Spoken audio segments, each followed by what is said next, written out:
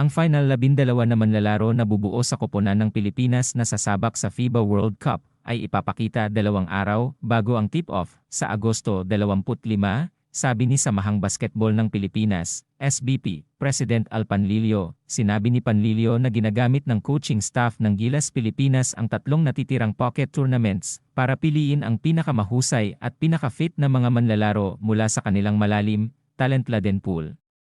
Alam kong nagawa na ito ng ibang mga bansa, ngunit maaari mong isipin ang kahirapan para sa mga coach na magdesisyon sa final 12, sabi ni Panlilio, at idinagdag na malamang na ito ay isiwalat sa pulong ng manager ng koponan sa Agosto 23. Inaasahang maglalaro ang Gilas ng tune-up games laban sa Ivory Coast sa Agosto 18.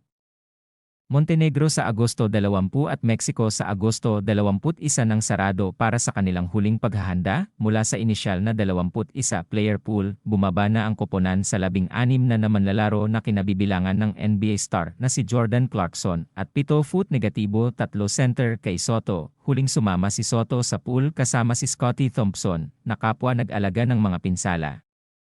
Sinabi ni Panlilio na inalis si Soto na makapaglaro matapos pag-usapan ng mga doktor mula sa SBP at ng kampo ng player ang kanyang status kasunod ng injury sa likod na natamo niya noong NBA Summer League, kasama ang Orlando Magic noong nakaraang buwan. Si Thompson, sa kanyang bahagi, ay babalik matapos masuri na may metacarpal fracture sa kanyang kamay sa pagbaril sa panahon ng pagsasanay sa Europa noong nakaraang buwan. Ang iba pang miyembro ng pool ay sina June Mar Fajardo, Jepeth Aguilar, Chris Newsom, Jemmy Malonzo, CJ Perez, Calvin Oftana, R. Pogoy, Dwight Ramos, Ray Parks, magkapatid na Kiefer at Terdy Ravena, Renz Abando at A.A. Edu. Optimistiko si Panlilio sa mga tsansa ng koponan sa group stage, kung saan ang Gilas ay nakabracket, kasama ang Dominican Republic, Angola at Italy. My gut feel says kakayanin natin, Panlilio said, sana manalo tayo ng 2 laro.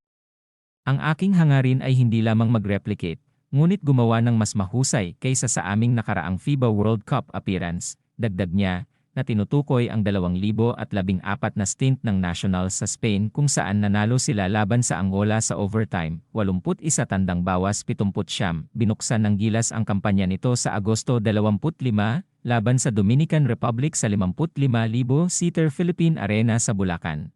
Kasunod ang Angola sa Agosto 27, pagkatapos ay Italy sa Agosto 20, kapwa sa Smart Araneta Coliseum, ngunit binanggit din niya na ang huling 3 friendly matches ng national squad ang magpapatibay sa final 12, habang si Coach Chot Reyes at ang kanyang mga assistant ay gagawa ng pinal na desisyon sa susunod na linggo.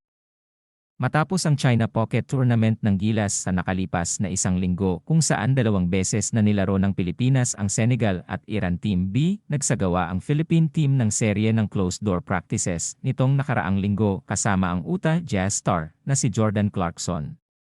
At ang idinagdag na magandang balita ay ang reigning PBA Most Valuable Player Scottie Thompson sa wakas ay muling sumama sa pagsasanay ng koponan matapos gumaling mula sa isang metacarpal fracture sa kanyang shooting hand, na natamo niya 1 buwan na ang nakakaraan sa kampo ng pagsasanay ng Gilas sa Europe.